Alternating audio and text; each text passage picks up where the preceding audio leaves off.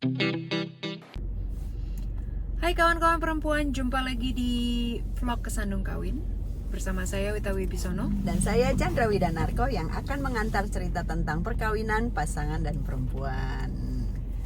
Kami mau bahas beberapa kisah atau cerita dari narasumber perempuan yang statusnya menggantung dan versinya beda-beda ya.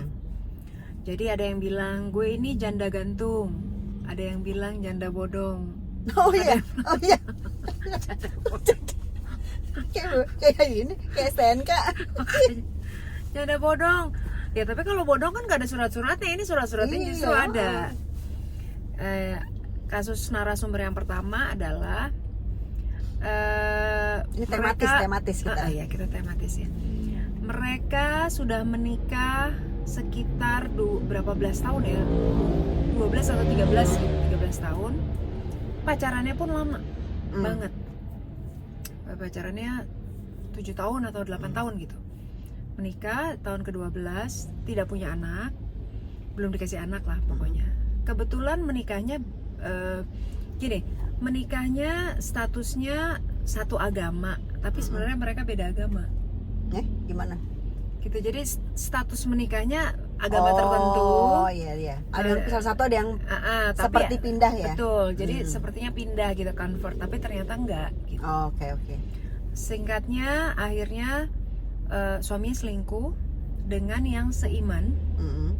Kemudian si istrinya ini bahkan sempat ingin mempertahankan rumah tangganya dengan ya udah gue convert ke agama lo gitu.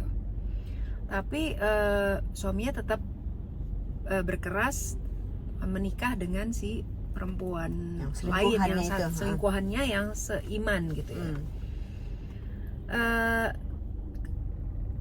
Kemudian terjadilah 7 tahun kemudian suaminya itu kecelakaan. Si yang kita pikir itu mantan suami. Oh jadi, iya. Kecelakaan, masuk rumah sakit ya. Gitu ya. Karena mereka tuh sebenarnya masih berhubungan, maksudnya masih kontakan. Nggak kelihatan cerai juga lah ya, nggak kelihatan pisah. Kelihatan, justru semua orang tahunya dia sudah pisah. Gitu. Oke.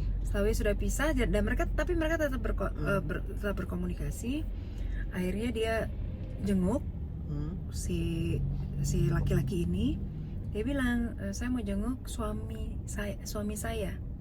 Kaget kan? Karena si orang-orang rumah sakit taunya istrinya bukan itu. Saya istri pertamanya, dibilang gitu. Terus sempat ketemu juga sama si perempuan yang kemudian selingkuhannya itu yang kemudian jadi istrinya. Dulunya waktu si suaminya selingkuh, istrinya ini dengan dia cuma ketemu sekali. Tapi itu pun dia bilang dari jauh ya, jadi nggak pernah ya cuma lewat telepon apa segala macam karena sempat chaos kan. Akhirnya baru ketemu kemarin dan fine aja. Cuma ternyata dia secara status itu masih istrinya, masih terdaftar. Pertanyaannya adalah kok bisa? Nah pertanyaannya adalah ketika dia menikah kan, kalau menikahnya ada di itu kan ada di catatan sipil kan? Iya. Kan mau menikah dimanapun kan online. Iya dan KTP-nya, harus, iya. Bener nggak? Dan kan masih ada status pernikahannya dan dia harus menyertakan surat cerai. Ya. Dia harus menyertakan sertifikat atau surat cerai itu atau surat izin poligami. Iya. Nah ternyata itu nggak pernah terjadi. Jadi belum tahu detailnya, belum tahu ya seperti apa, tapi si istri pertamanya ini nggak mau nuntut apa-apalah gitu. Waktu dia emosi dia sempat kepikiran gitu mau nuntut, karena itu sebenarnya kan bisa dituntut loh secara pidana.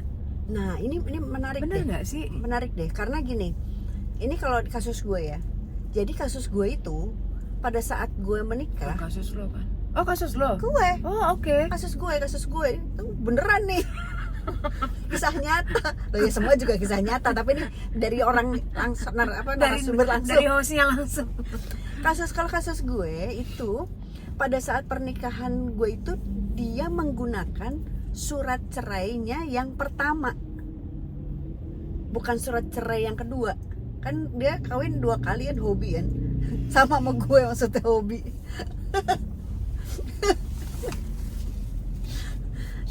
Nah, ya maksudnya gue dapet surat cerai. Wah, jangan ngilang loh. Masa yang curhat gue, yang cerita gue dia yang ngilang. Aneh dia.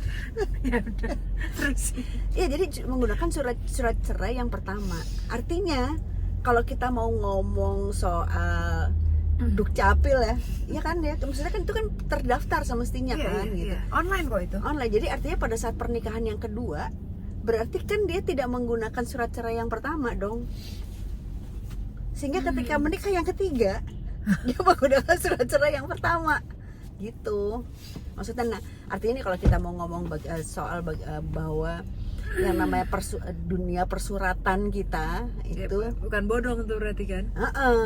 Iya. Jadi mungkin hanya kacau di pencatatan, mungkin gitu. Iya, atau sebenarnya bukan kacau di pencatatan, bisa jadi memang ada lampiran-lampiran yang diserahkan yang nggak original apa? Lampiran yang diserahkan itu entah palsu, entah tanda tangan. Misalnya gini, dilampirkan surat izin poligami, tapi sebenarnya bukan tanda tangan istrinya, kan bisa terjadi juga gitu. Cuman yang menarik dari kami adalah ini bukan kasus pertama dari narasumber kami. Perempuan yang memutuskan untuk tidak mengurus cerainya. Iya, karena kita tanyakan kenapa nggak diurus? Kan yang bikin masalah dia aja yang ngurus. Rata-rata jawabannya gitu. Iya. Karena waktu itu sempat kan kita juga bilang ya diurus kalau emang nggak mau lanjut, ya diurus gitu. Karena kan yang dirugikan pihak perempuan loh. Ya dong. Tapi beda-beda sih. Ada beberapa kasus juga, ada kasus lain juga yang dia tidak, bahkan udah 15 tahun kalau nggak salah udah pisah, tapi secara status masih si mantan tanda kutip suaminya itu juga udah punya istri, udah punya anak dan lain-lain, dan mereka juga nggak komunikasi banget, tapi nggak ada masalah gitu, cuma status itu nggak diurus. Nah, ada yang merasa bahwa kemungkinan dia bisa balik lagi.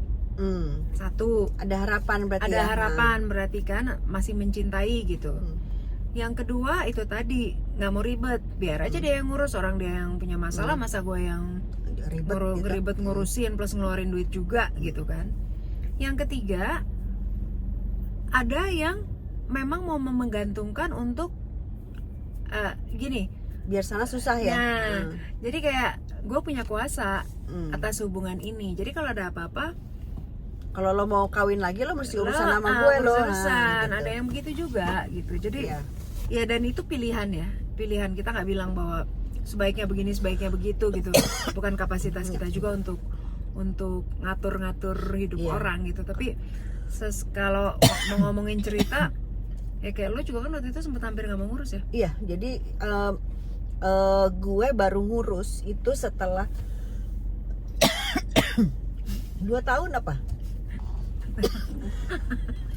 Berbatuk-batuk.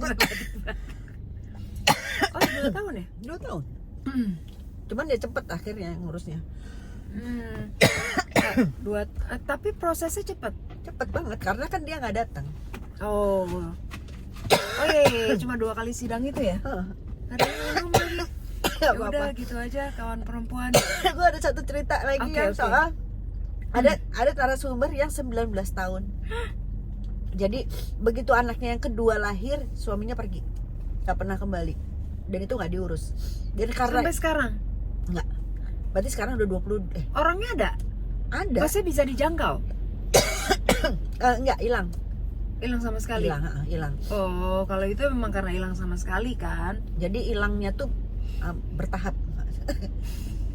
Hilang, menghilang, fade out. Fade out aja, sama lama blus gitu, mau jadi asap. Tapi serem banget ya, nggak masih gini. Tapi gini, kalau udah lama begitu kan sebenarnya kita kalau mau ngurus bisa. Bener gak sih? Karena kan tidak dinafkahi, lahir Iya. batin. 6 bulan sebetulnya. Terus kan tetap bisa ngurus. Permasalahannya itu tadi balik lagi ke status Ya. perempuannya itu, apa nggak mau ngelepasin dulu karena merasa harus punya status kah?